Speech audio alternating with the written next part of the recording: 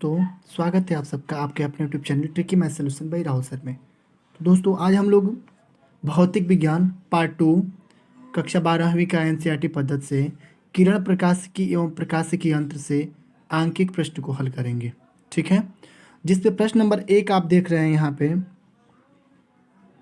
प्रश्न नंबर 1, जिसमें दिया गया है क्वेश्चन 2.5 सेंटीमीटर 2.5 सेंटीमीटर साइज की छोटी मोमबत्ती 36 सेंटीमीटर वक्रता त्रिज्या के किसी अवतल दर्पण से 27 सेंटीमीटर दूर पर रखी है। दर्पण से किसी पर्दे पर कितनी दूरी पर रखा जाए कि उसका सुस्पष्ट प्रतिबिंब पर्दे पर बने। प्रतिबिंब की प्रकृति और साइज का वर्णन कीजिए।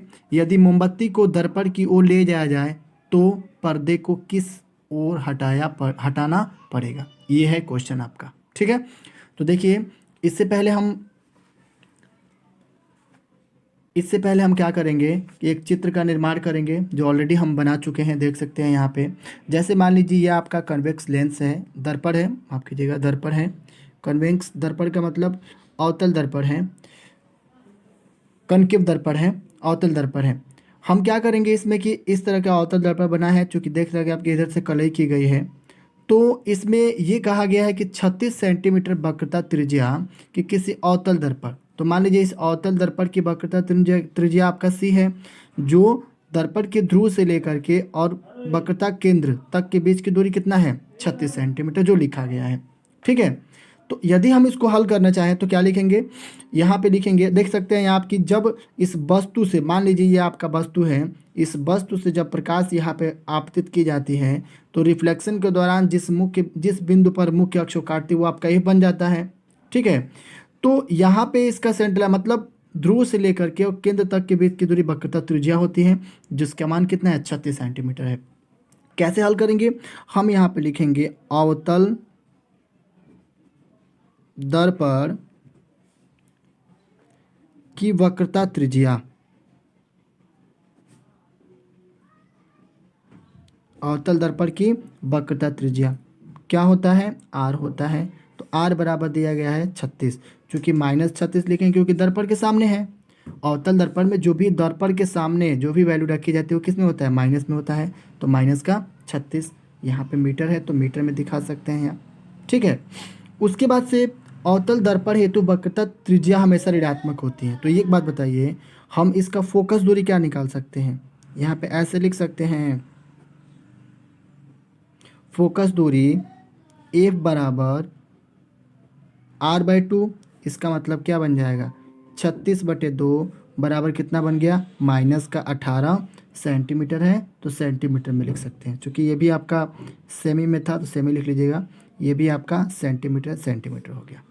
यहाँ तक तो कोई डाउट नहीं है। ठीक है, अब क्या करते हैं हम लोग, वस्तु की दूरी देखेंगे। हम लोग अवतल दर्पण से 27 सेंटीमीटर दूरी पर रखी गई है, क्या वस्तु रखी गई है, मतलब ये जो वस्तु है ना, इस अवतल दर्पण से क्या की गई है, 27 सेंटीमीटर दूरी पर रख करके चेक किया जा रहा है। तो हम यहाँ पे लिख सकते हैं वस्तु की दूरी u बराबर, चूँकि वस्तु की दूरी u से प्रदर्शित करते हैं तो u बराबर कितना हो जाएगा, -27 सेंटीमीटर। कारण क्या देंगे, अवतल दर्पण के सामने है तो 27 सेंटीमीटर हो गया माइनस में। ठीक है, क्योंकि वस्तु दूरी हमेशा ऋणात्मक होती है, किस में, अवतल में। और इसका मतलब हम ये भी तो लिख सकते हैं, वस्तु जो वस्तु की ऊंचाई है यानी ओ बराबर कितना है, 2.5 सेंटीमीटर, जो आप क्वेश्चन में देख सकते हैं। यहाँ पे दिखा गया कितना, 2.5 सेंटीमीटर साइज की छोटी मोमबत्ती, मान सकते हैं कि यहाँ पे क्या है, मोमबत्ती है। ठीक है, ये क्या है, मोमबत्ती है, यहाँ पे मोमबत्ती लिख सकते हैं आप, मोमबत्ती। ठीक है, तो अब इसके बाद क्या है कि इनमें हम अवतल दर्पण का सूत्र लगाएंगे, और अवतल दर्पण का सूत्र होता क्या है ये समझ लेते हैं। यहाँ लिख सकते हैं अवतल दर्पण के सूत्र से, और अवतल दर्पण का सूत्र क्या होता है तो आप अच्छी तरह से जानते हैं, 1/f इक्वल टू, ये होता है 1/v प्लस में 1/u, 1/u, जिसमें आप इंडिकेट कर दे रहे हैं आपको। f मतलब क्या, फोकल होता है यानी फोकस होता है। v मतलब क्या, ये आपकी प्रतिबिंब हो जाएगी, और यू क्या हो जाएगा, वस्तु हो जाएगा। क्या हो जाएगा, वस्तु हो जाएगा। तो इसके अकॉर्डिंग क्या करेंगे हम लोग, क्वेश्चन को रखेंगे। अब एफ आपको पता है कितना मिला है, तो यहाँ मिला है 18 सेंटीमीटर, तो आप रख सकते हैं यहाँ पे कितना रखेंगे, 1/, माइनस में है ना, तो माइनस में 1/18 इक्वल टू 1/भी है तो 1/भी, माइनस का यू के जगह पे क्या रहेगा 27, यानी 1/ कितना हो जाएगा माइनस का 27। अब हम 1/v बराबर क्या लिख सकते हैं, 1/v बराबर क्या लिख सकते हैं, इसको पक्षांतर करेंगे, ये तो सेम रुक गया, यहाँ पक्षांतर करेंगे तो क्या बन जाएगा, ये आपका हो जाएगा माइनस का 1/18 और ये हो जाएगा प्लस का 1/27। इसका मतलब 1/v बराबर इन दोनों का एलसीएम लेंगे तो हमें मिल जाएगा क्या 54। क्या मिलेगा 54। 18 से भाग देंगे तो 18 तिया 54, माइनस का 3 और प्लस 27 दूना 54 हो जाएगा, तो ये प्लस का 2 हो जाएगा। यानी हम लिख सकते हैं कितना, माइनस का 1/54, माइनस का 1/54। यानी हम यहाँ पे लिख सकते हैं दर्पण से पर्दे की दूरी बराबर कितना भी, और भी बराबर कितना हो गया माइनस का 54 सेंटीमीटर। ठीक है, ये क्या है, दर्पण से पर्दे की दूरी हमने 54 सेंटीमीटर निकाल लिया। इसके बाद से प्रतिबिंब की लंबाई जो दी गई है, प्रतिबिंब की लंबाई आई, तो इसमें हम क्या करेंगे, इसके अकॉर्डिंग भी चाहेंगे तो हल कर सकते हैं। चूँकि हमें आवर्धन निकालना है तो यहीं पे देख लेते हैं। ठीक है, यहाँ पे हल करेंगे हम तो लिख सकते हैं, ये नियम आप ज़रूर बनाइएगा इनमें, क्या कि हम मान सकते हैं कि माना जो प्रतिबिंब है, हम मानते हैं कि माना प्रतिबिंब की लंबाई, माना प्रतिबिंब की लंबाई क्या है, आई है। क्योंकि आई मतलब इमेज होते हैं, जो आप भी लिख रहे हैं ये आई होता है, यू लिख रहे हैं ये ओ होता है। ठीक है, जैसे यहाँ पे लिख सकते हैं, ये जो आई होता है इमेज, प्रतिबिंब, ऑब्जेक्ट वस्तु होती है, जिसको हम यहाँ पे यू के द्वारा और इसको भी के द्वारा प्रदर्शित करते हैं। तो यहाँ पे लिखेंगे हम माना प्रतिबिंब की लंबाई आई है। तो जब प्रतिबिंब की लंबाई आई मानी गई है तो हम लिख सकते हैं कि आवर्धन क्षमता, क्या लिखेंगे, आवर्धन क्षमता का संबंध प्रयुक्त करने पर, मतलब लगाने पर, कहने का मतलब ये है। तो जब आवर्धन क्षमता प्रयुक्त की जाएगी इसमें, तो आपको एक सूत्र मिलेगा, आवर्धन क्षमता बराबर क्या होता है m, यानी m बराबर मैग्निफिकेशंस m बराबर माइनस v/u, अर्थात कह सकते हैं v मतलब i, o मतलब u हो जाएगा, v/o। अब आपको क्लियरली एक चीज़ पता है कि जो v की वैल्यू आई है, यहाँ आप देख सकते हैं जो v की वैल्यू कितना माइनस का 54 है, तो यहाँ पे पूरी वैल्यू रख लेते हैं, ये हो जाएगा माइनस, क्या बनेगा कोष्टक के अंदर माइनस का 54 और बटे में ये बन जाएगा -27, क्योंकि u की वैल्यू ऑलरेडी आपने क्या निकाला है 27 centimetre. 27 centimetre equal to I/O है, तो आप देख सकते हैं ये भी आपका कट जाएगा इससे, तो माइनस माइनस क्या बन जाएंगे प्लस बन जाएगा, और माइनस माइनस प्लस बन जाएगा, तो इनसे हम डिवाइड करेंगे, इसमें ये भी माइनस में है, तो ये माइनस से माइनस कैंसिल करेंगे तो आपको मिल जाएगा ऊपर 54, और 54 बटे में कितना 27, भाग करेंगे तो कितनी बार में कटेगा माइनस के 2 बार में, और -2 बराबर क्या बन जाएगा, यहाँ पे I/O लिख सकते हैं, क्योंकि ये पूरा सोल्यूशन हमने किया इतना आया, I/O छूटा है, इसके साथ गुणा कर लेंगे हम लोग। जब इसके साथ गुणा करेंगे तो हमें मिल जाएगा I बराबर कितना, I बराबर कितना मिलेगा, तो यहाँ पे 27 दूना 54 हो जाएगा। अच्छा हाँ, O की वैल्यू हमने प्राप्त किया था कितना 2.5, तो O की वैल्यू हम निकालेंगे, तो यहाँ पे एक बार लिख लीजिएगा 2 इक्वल टू I की वैल्यू नहीं पता है, O की वैल्यू कितना है 2.5, तो हम क्लियरली लिख सकते हैं I बराबर कितना 2 गुणे 2.5, I बराबर कितना हो जाएगा 5 सेंटीमीटर। तो हमने I निकाल लिया। ये I है क्या, तो I आपका इमेज है, मतलब प्रतिबिंब है। क्योंकि आपको एक चीज़ पता है कि इसको लिखेंगे कैसे, अब इतना आने के बाद तो लिख सकते हैं प्रतिबिंब दर्पण के सामने उल्टा बनेगा, यहाँ पे ध्यान दीजिएगा आप लोग, जो प्रतिबिंब होगा, प्रतिबिंब दर्पण के सामने उल्टा बनेगा, ठीक है। और जब उल्टा बन जाएगा और इसमें कहेंगे कि पर्दा दर्पण से 54 सेंटीमीटर दूर रहनी चाहिए, क्योंकि 54 आया था यहाँ पे, तो दर्पण से 54 सेंटीमीटर दूर रहेगा। तो हम कह सकते हैं यहाँ पे कि प्रतिबिंब का आकार 5 सेंटीमीटर है, तो प्रतिबिंब उल्टा वास्तविक आवर्धित करेगा। यदि दर्पण को हम क्या करेंगे, दर्पण को, इन वस्तु को दर्पण की तरफ खिसकाएंगे, तो ये ऐसा प्रतिबिंब बन जाएगा, ठीक है। तो इस तरह से हम इसका सॉल्यूशन कर लिए, ये आंसर हो जाएगा इसका। आप देख सकते हैं ऊपर से, यहाँ से इसका सॉल्यूशन किया गया है और इस तरह से ये आंसर आया हुआ है, ठीक है। आइए इसके बाद देखते हैं प्रश्न नंबर 2। तो देखते हैं प्रश्न नंबर 2। 4.5 सेंटीमीटर साइज की कोई सुई 15 सेंटीमीटर फोकस दूरी के किसी उत्तल दर्पण से 12 सेंटीमीटर दूर रखी है। प्रतिबिंब की स्थिति तथा आवर्धन की स्थिति तथा आवर्धन लिखना है, और क्या होता है जब सुई को दर्पण से दूर ले जाते हैं, वर्णन इसका करना है।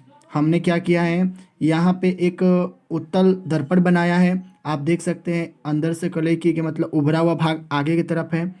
क्योंकि आपको ये भी पता है कि इसमें हमेशा जो मुख्य अक्ष होता है बिल्कुल कभी भी दर्पण के बाएं साइड से ही डाले जाते हैं, इस बात को ध्यान रखना। कोई भी दर्पण बनाएंगे आप तो उसके बाएं साइड से ही मेन एक्सिस होते हैं, जो प्रिंसिपल लाइन होती है उसको क्या करते हैं, डालते हैं इसके ऊपर।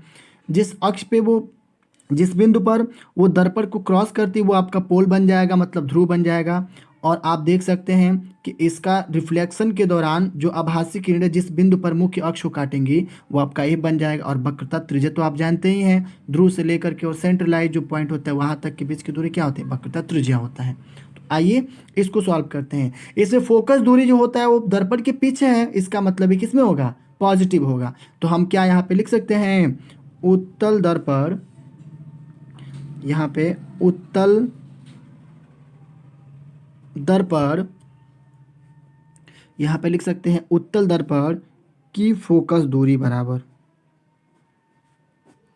की फोकस दूरी ए बराबर क्या बन जाएगा, तो यहाँ +15 सेंटीमीटर होगा। इसमें प्लस और माइनस का जो इंडिकेशन है लगातार दिखाना पड़ेगा, क्योंकि प्लस आपका एफ बन जाएगा, इसमें भी आपका पॉजिटिव बनता है, ठीक है। तो देखिए कैसे करना है इसमें। अब क्या करेंगे, वस्तु की दूरी, मान लीजिए हमने इसमें उत्तल दर्पण में हमें पता है कि फोकस दूरी धनात्मक होती है, तो धनात्मक लिख दिया। अब यहाँ पे हम ये कहते हैं कि वस्तु की दूरी, वस्तु की दूरी, तो वस्तु की दूरी आपको पता है यू, और यू बराबर कितना दिया गया है, 12 सेंटीमीटर दूर रखा गया। तो इसमें से जो वस्तु की दूरी होती है वो आपका माइनस में होता है, तो लिख सकते हैं कितना, माइनस का 12 सेंटीमीटर, ठीक है। अब यहाँ पे लिखेंगे हम लोग वस्तु का आकार, वस्तु का आकार, तो वस्तु का आकार मतलब ओ बन जाएगा, ऑब्जेक्ट है ना, ये बन जाएगा 4.5 सेंटीमीटर, जो इसमें दिया गया है साइज का है ना 4.5 सेंटीमीटर, तो लिखा गया है 4.5 सेंटीमीटर। यहाँ तक तो क्लियर है।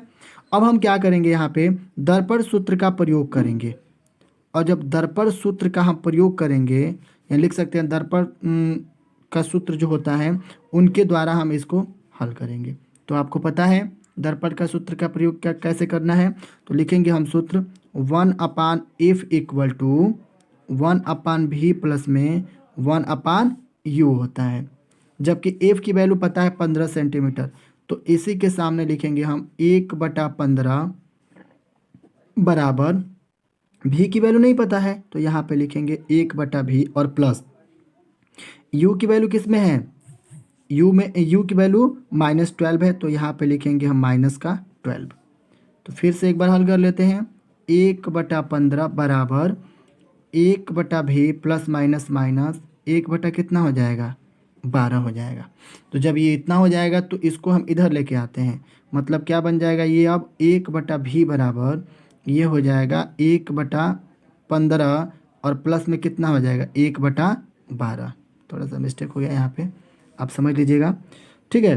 तो अब क्या करेंगे हम, यहाँ पे कंडीशन थर्ड बनेगा 1/v बराबर 12 और 15 का एलसीएम लेंगे तो कितना बनेगा, 60 बन जाएगा। अब क्या करेंगे हम, 15 चौके 60, 4 हो जाएगा, और 12 5 60, 5 हो जाएगा। इसका मतलब हमें मिल गया 1/v बराबर 9 कितना 60। कितना बन गया 9/60।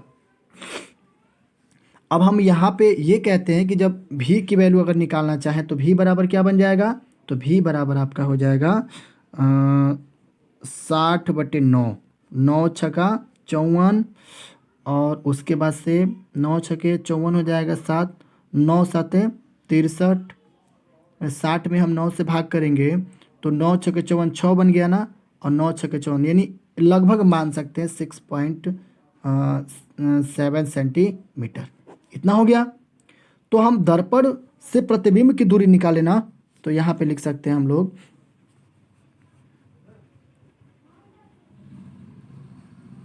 दर्पण से प्रतिबिंब की दूरी बराबर, प्रतिबिंब की दूरी भी बराबर कितना हो गया 6.7 सेंटीमीटर।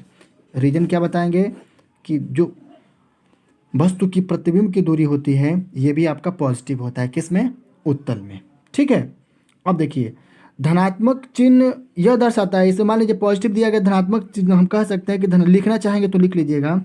धनात्मक चिन्ह यह दर्शाता है कि प्रतिबिंब दर्पण से पीछे बना है, यानी लिख सकते हैं हम लोग दर्पण से पीछे, कोष्ठ में लिख लीजिएगा प्रतिबिंब, प्रतिबिंब बनने के कारण, बनने के कारण ये कैसा बनेगा, धनात्मक होगा। कैसा होगा, धनात्मक होगा। ठीक है। तो जब धनात्मक बन जाएगा तो आवर्धन के सूत्रानुसार क्या करेंगे हम लोग, लिखेंगे हम लोग आवर्धन सूत्र से, और आवर्धन सूत्र का प्रयोग करेंगे हम, तो लिखेंगे सूत्र में m बराबर -v/u इक्वल टू होता है I/o। पिछले प्रश्न में बताए थे कि v यानी जो आपका बस प्रतिबिंब की दूरी होती है यानी इमेज हो जाएगा, प्रतिबिंब को इमेज कहते हैं, और वस्तु को हम क्या ऑब्जेक्ट बोलेंगे जिसको वस्तु बोला जाता है। ठीक है। अब आप क्लियरली ये बता सकते हैं v की वैल्यू आपने अभी क्या निकाला है, यानी m बराबर हम निकाल सकते हैं कितना, माइनस का, यहाँ माइनस चूँकि सूत्र में होता है ऑलरेडी, तो माइनस का 6.7 सेंटीमीटर डिवाइडेड बाई 12, क्योंकि u की वैल्यू ऑलरेडी दिया गया है इसमें, देख सकते हैं कितना, माइनस का, यहाँ पे है माइनस का 12 सेंटीमीटर। तो आप लिख सकते हैं यहाँ पे कि अब देखिए यहाँ से माइनस तो माइनस कैंसिल हो गया यहाँ पे। अब चूंकि आपको ये पता है कि इतने के बराबर हमें क्या निकालना है, I/O भी निकालना है, तो क्या करेंगे हम, अब इसमें हम लोग भाग करेंगे, तो लिख सकते हैं हम लोग m बराबर, यहाँ पे आप चाहेंगे तो लिख सकते हैं 6.7/12 इक्वल टू I/O, और O की वैल्यू कितना है, तो आप कह सकते हैं कितना 0.5 सेंटीमीटर।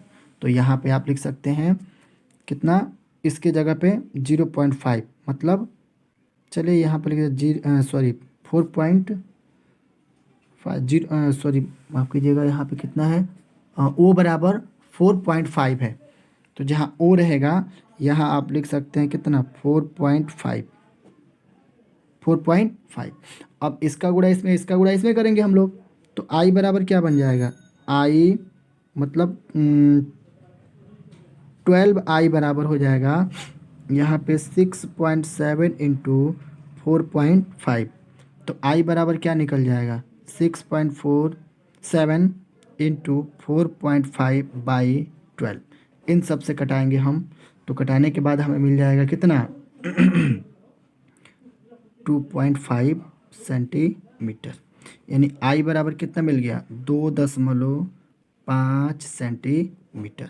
इस तरह से ये इमेज निकल गया। अब चूंकि एक और कंडीशन इसमें बन रहा है, कंडीशन ये है कि ये धनात्मक होगा, क्योंकि इमेज है ना, प्रतिबिंब है ना, यानी भी है ना, तो भी हमेशा पॉजिटिव ही रहता है। तो हम निकाल सकते हैं यहाँ पे कि प्रतिबिंब काल्पनिक होगा इसका, क्योंकि दर्पण के पीछे बन रहा है ना, तो यहाँ लिखेंगे प्रतिबिंब कैसा होगा, काल्पनिक होगा। हम सिर्फ मानेंगे, तो दर्पण के पीछे बनने का काल्पनिक मतलब m बराबर I/O इक्वल टू 2.5 और बटे में 4.5, I की वैल्यू अभी 2.5 आया है ना यहाँ पे, तो रखा गया। तो हम लिख सकते हैं m बराबर, दशमलव हटाएंगे 10 से मल्टीप्लाइकेशन तो 25 और 45 हो जाएगा ना। तो अब इसको क्या करेंगे, हम ऐसा लिख सकते हैं 25/45 मल्टीप्लाइकेशन देन 10/10, तो 25 अब कटा दीजिए, 5×5 = 25 और 5×9 = 45, तो हम लिखेंगे m बराबर 5/9। ये आवर्धन निकल गया। जब आवर्धन निकल गया तो आप देख सकते हैं ऊपर सभी चीज़ों के लिए क्या गया, आवर्धन निकालना था, प्रतिबिंब की स्थिति निकालना था, ठीक है। तो प्रतिबिंब की स्थिति 2.5 आ गया और आवर्धन कितना आ गया, 5/9 आ गया। तो इस तरह से हम निकाल लिए क्वेश्चन। अब चूंकि हमें लिखना होगा कि क्या कारण बनेगा, तो कारण भी लिख सकते हैं, बस यही हमें निकालना था। तो प्रतिबिंब भी दर्पण से दूर जाता है, प्रतिबिंब का आकार घटता है। यहाँ पे लिख लीजिएगा प्रतिबिंब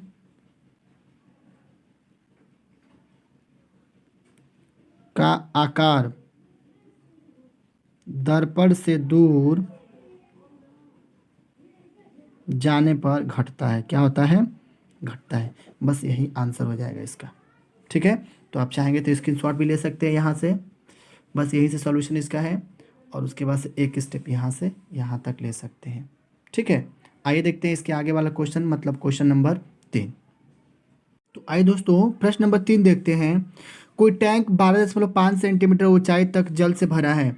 किसी सूक्ष्मदर्शी द्वारा बीकर की तली पर पड़ी किसी सुई की आभासी गहराई 9.4 सेंटीमीटर मापी जाती है।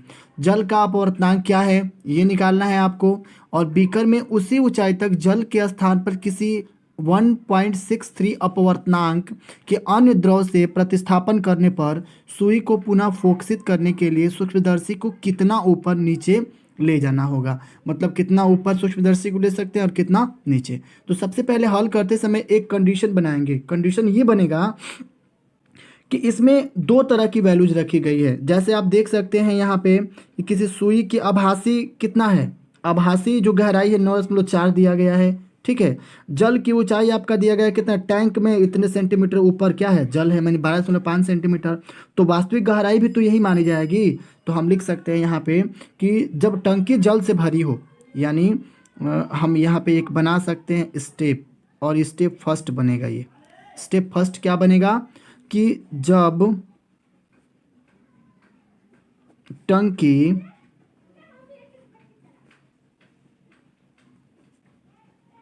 जल से भरी हैं, तो हम यहाँ पे दिखा सकते हैं आभासी गहराई। तो आभासी गहराई मतलब h, और h की वैल्यू दी गई है ऊपर, कितना है 12.5, माफ कीजिएगा 9.4, यहाँ पे 9.4 सेंटीमीटर, ठीक है। तो आभासी गहराई तो निकल गया, आभासी गहराई दिया गया 9.4 सेंटीमीटर। अब जल की ऊंचाई 12.5 सेंटीमीटर, तो वास्तविक गहराई भी वही होगा, ठीक है। तो आप बनाइएगा तो लिखिएगा जल की गहराई। तो जल की गहराई कितना हो जाएगा, तो यहाँ पे लिख सकते हैं जल की गहराई मानिए चाहे ऊंचाई मान लीजिए, ऊपर क्वेश्चन में ऊंचाई है तो ऊंचाई ही मानिए। ऊंचाई दिया गया कितना 12.5 सेंटीमीटर। इसका मतलब ये क्लियर है कि जो इसका वास्तविक गहराई बनेगा, वास्तविक गहराई वो भी कितना हो जाएगा 12.5 सेंटीमीटर। क्लियर है इतना। तो एक बात बताइए, जल का अपवर्तनांक निकालेंगे हम लोग तो क्या लिख सकते हैं, हम यही नहीं कहेंगे जल का अपवर्तनांक बराबर, यहाँ लिख लीजिएगा जल का अपवर्तनांक, जल का अपवर्तनांक यानी म्यू डब्ल्यू का मतलब वाटर हो जाएगा, इक्वल टू क्या सूत्र बनता है इसका, इसका सूत्र होता है वास्तविक गहराई। क्या होता है, वास्तविक गहराई और बटे में आभासी गहराई। आभासी गहराई आसान क्वेश्चन है, आप देख सकते हैं। तो हम यहाँ पे वास्तविक गहराई कितना है 12.5 सेंटीमीटर है, देख ही रहे हैं आप। और आभासी गहराई कितना है 9.4 दिया गया है। इनको डिवाइड करेंगे तो कितना बन जाएगा 1.33, यानी जल का अपवर्तनांक कितना बन गया 1.33, ठीक है। दूसरा नंबर स्टेप, यानी स्टेप सेकंड क्या बनेगा इसका, तो आप यहाँ पे बना सकते हैं स्टेप सेकंड। और सेकंड क्या होगा, जब टंकी द्रव से भरी हो, जब टंकी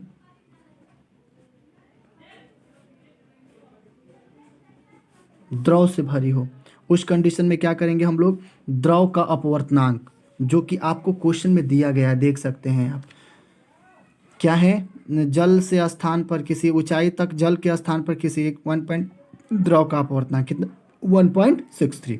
तो आप लिख सकते हैं यहाँ पे, जब टंकी द्रव से भरी होगी तो हम यहाँ लिखेंगे द्रव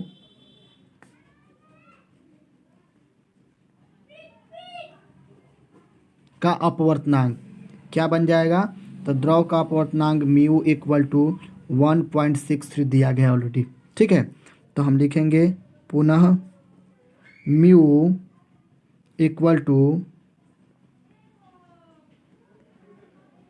वास्तविक बटा गहराई बटा में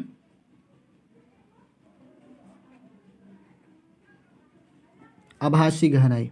ठीक है, तो अभी इसका वैल्यू तो दी गई है 1.6, तो 1.63 इक्वल टू, ये आपका वास्तविक गहराई कितना है, ऊपर दिया गया 12.5, तो यहाँ लिखेंगे 12.5 और बटे में कितना हो जाएगा, तो आभासी गहराई इसका नहीं पता है, तो यहाँ पे लिखेंगे हम आभासी गहराई है तो आभासी गहराई। ठीक है, तो हम यहाँ इसके नीचे लिख सकते हैं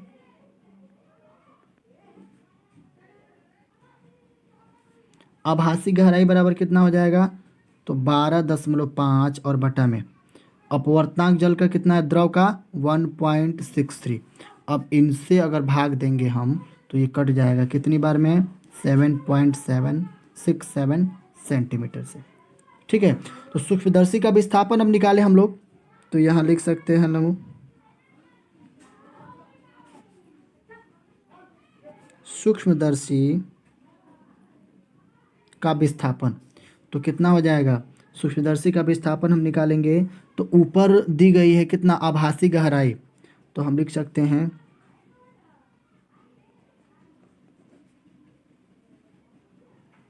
आभासी गहराई और माइनस में, नहीं, आभासी गहराई माइनस में आभासी गहराई, दोनों हमसे रीजन समझा दे रहे हैं आपको। पहले नंबर आभासी जो गहराई है वो आपके बुक में ऑलरेडी दी गई है, क्वेश्चन में दी गई है कितना, 9.4, ये तो ठीक है।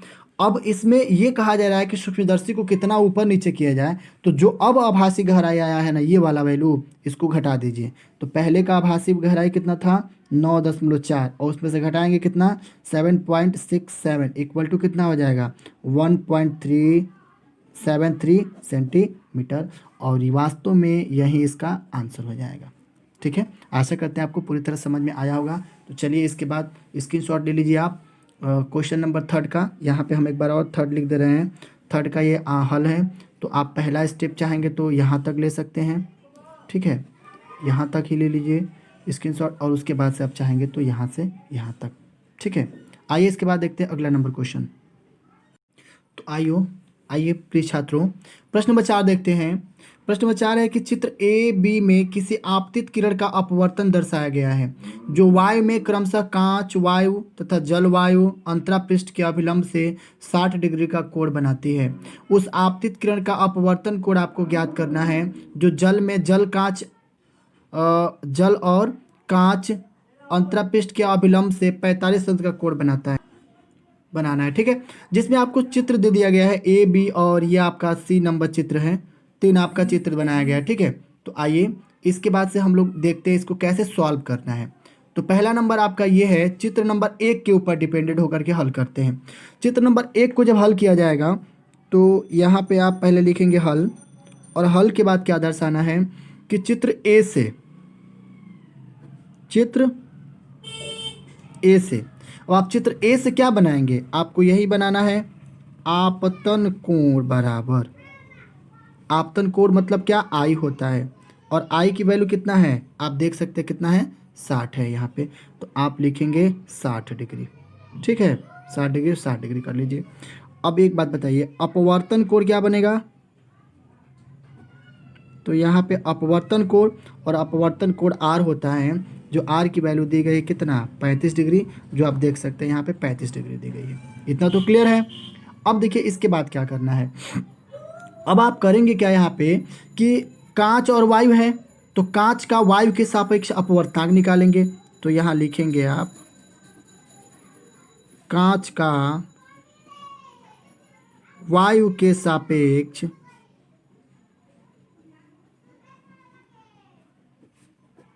अपवर्तनांक, कांच का वायु के सापेक्ष अपवर्तनांक। क्या फार्मूला बनाएंगे इसका? इसका फार्मूला हो जाएगा म्यू, ये ए हो जाएगा और ये जी, ए आपका एयर हो जाएगा और जी आपका ग्लास मतलब कांच हो जाएगा। ठीक है, ये आपका एयर म्यू ग्लास यानी कांच हो जाएगा। ठीक है, तो आप यहाँ पे लिख लीजिए इसके अनुसार। क्या लिखेंगे? लिखेंगे आप साइन 60 डिग्री और बटा में कितना? Sine 35 degree. तो यहाँ पे लिख सकते हैं आप साइन 35 डिग्री बराबर साइन 60 की जो वैल्यू होगा आप बुक में देखेंगे नीचे इंडिकेट करके दिया होगा। साइन 60 की वैल्यू आपका होता है 0.866 और 0 डिवाइडेड बाई साइन 35 का वैल्यू होता है 0.5737। इसको हम डिवाइड करेंगे तो ये 1.5 टाइम में क्या हो जाएगा? कट जाएगा। ठीक है, यहाँ तक तो ठीक है। अब क्या करेंगे हम लोग? चित्र बी को देखेंगे हम लोग, चित्र बी से। तो चित्र बी से आपको क्या देखना है? चित्र बी से हम ये देखेंगे कि इसकी वैल्यू कितनी है। तो आप देख रहे हैं ये, क्योंकि आप इस चित्र को समझिएगा, ये आपका अविलोम है दोनों के लिए। हम क्या करेंगे? चित्र बी से देखते हैं हम लोग। चित्र बी में आप देख लें, जैसे इसमें बता रहे थे हम कि ये आपका वायु है और ये आपका कांच है, ये आपका विरल माध्यम और ये आपका सघन माध्यम। तो जब भी कोई प्रकाशीय किरण विरल माध्यम से सघन में जाएगी तो अपने अभिलंब की तरफ झुकेगी। जैसे आप यहाँ पे देख रहे हैं कि ये प्रकाशीय किरण जा रही है और इधर की तरफ क्या हो गई? झुक गई है। वैसे वायु है तो वायु आपका जा आ रही है इधर से, आने के बाद से इधर देखिए अभिलंब की तरफ झुका है। ये पानी से कांच में जा रहा है तो क्या करेगा? पानी की अपेक्षा कांच का सघनता अधिक होगी, तो कांच में जाएगी तो अपने अभिलंब की तरफ क्या करेंगे? झुक जाएंगे। तो आइए चित्र नंबर बी यानी बी वाले को देखते हैं क्या करना है इसमें। अब चित्र बी से हम क्या करेंगे कि इसमें लिखना होगा। अब देखिए आपतन कोण क्या बनेगा इसका? यहाँ हम लिखेंगे आपतन कोण, और आपतन कोण आई बराबर, तो आपतन कोण आई आप देख सकते हैं कितना है?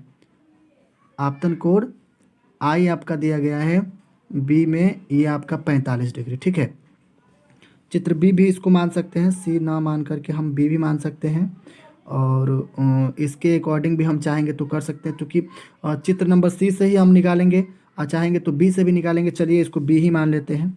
चलिए ये वाला बी और इसको हम मान लेते हैं क्या? सी। ठीक है, तो बी में आप देख सकते हैं कि यहाँ पे आपतन कोण जो आई बना है, आपतन कोण आई 60 डिग्री है। देख सकते हैं परावर्तन कितना है? 40 डिग्री है। अपवर्तन कितना है? सॉरी 47 डिग्री है। तो आपतन कोण आई बराबर कितना? 60 अंश हो जाएगा। तो दूसरा आपका अपवर्तन कोण कितना बनेगा? तो आप लिख सकते हैं यहाँ पे अपवर्तन कोण आर बराबर कितना? 47 मतलब 47 डिग्री।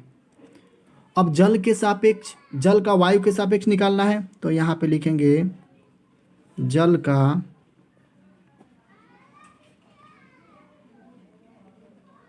वायु के सापेक्ष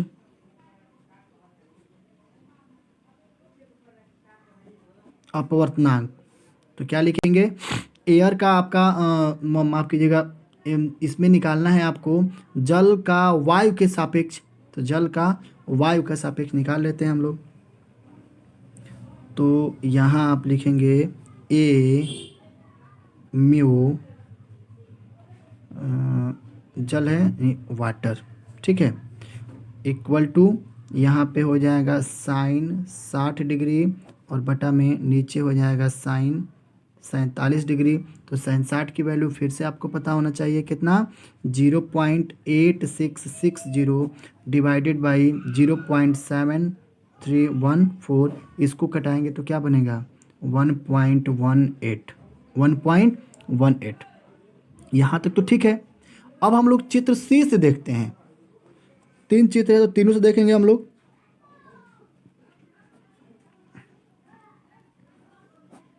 चित्र सी से जो आप देख सकते हैं, चित्र नंबर सी ये है। इसमें आपको ये निकालना है, आर की वैल्यू निकालना है, आई ऑलरेडी दे चुका है। ठीक है, तो हम निकालेंगे यहाँ। तो लिखेंगे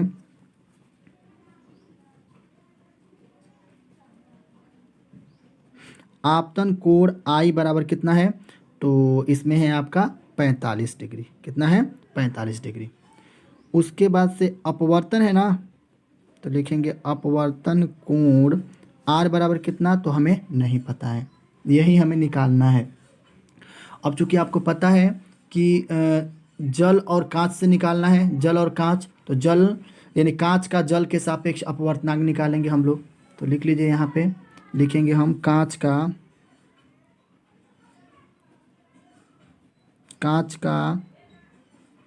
जल के सापेक्ष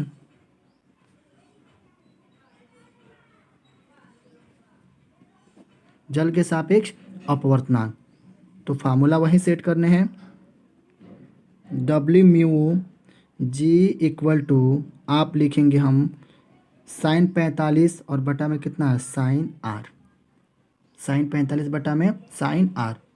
अब एक और चीज़ इसी के आगे लिख सकते हैं हम लोग कि जल के सापेक्ष कांच का अपवर्तनांक बराबर हवा के सापेक्ष कांच का अपवर्तनांक और बटे में हवा के सापेक्ष जल का अपवर्तनांक, ये सूत्र हो जाएगा।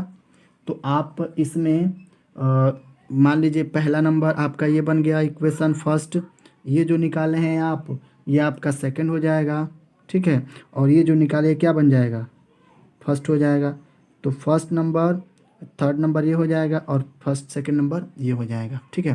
तो अब इसके बाद क्या करेंगे हम कि यहाँ पे थोड़ा सा देख लेते हैं, इस वाले जगह पे यहाँ पे आपको लिखना क्या होगा, लिखेंगे ये कि जल के सापेक्ष कांच का अपवर्तनांक का मान समीकरण नंबर 3 में रखने पर, समीकरण नंबर 3 में रखने पर। तो जब इसमें रखा जाएगा तो आपको पता है कि वायु का अपवर्तनांक कांच के सापेक्ष और बटा में वायु का अपवर्तनांक जल के सापेक्ष बराबर, तो इसका वैल्यू दी गई है कितना, 0.7071 डिवाइडेड बाई, ये आपका हो जाएगा, ये नहीं पता है तो आर ही लिखेंगे हम लोग, तो लिख सकते हैं साइन आर। क्या लिखेंगे हम लोग, साइन आर। तो इसका गुणा इसमें, इसका गुणा इसमें करेंगे हम लोग, चूँकि हमें इसकी वैल्यू पता है कितना निकाले हैं उधर 1.51, देख सकते हैं यहाँ पे निकाला गया ना, तो इसके जगह पे 1.51 करेंगे और बटे में जल का भी निकाला गया कितना, सॉरी बुक में दी गई है, क्वेश्चन के अकॉर्डिंग आप देख सकते हैं 1.51, तो आप 1.18 दिया गया है, यहाँ 1.51 है, 1.51 बटा में ये आपका हो जाएगा 1.32 हो जाएगा, इक्वल टू, अब इसकी वैल्यू 0.7071 और बटा में कितना हो जाएगा, साइन आर हो जाएगा। अब इससे गुणा करेंगे हम, या फिर लिख सकते हैं हम लोग साइन आर बराबर 1.32 इंटू 0.7071 और डिवाइडेड बाई 1.51। तो हम लिख सकते हैं आर बराबर, भाग करेंगे हम तो आपको मिल जाएगा 38.2 डिग्री। अर्थात हम यहाँ पे लिख सकते हैं इन दोनों में भाग करके, यहाँ पे माफ़ कीजिएगा, यहाँ पे आपका हो जाएगा साइन आर बराबर, इन सब से भाग करेंगे इसमें तो मिलेगा हमें कितना, 0.6181। तो आर बराबर इस टोटल की वैल्यू आपका होता है 38.2 डिग्रीज, और यही हमें निकालने थे, यहाँ पे आंसर हो गया, ठीक है, यही हमें निकालने थे। तो आप चाहें तो स्क्रीनशॉट ले सकते हैं, पहले आप चित्र देख सकते हैं यहाँ पे, यानी जो निकालना था यहाँ पे आर, ये आर की वैल्यू कितना आ गया है, 38.2 डिग्री आ गया आर की वैल्यू, ठीक है। चाहेंगे तो स्क्रीनशॉट यहाँ से एक बार ये, और फिर दूसरी टाइप में आप ये कर सकते हैं, ठीक है।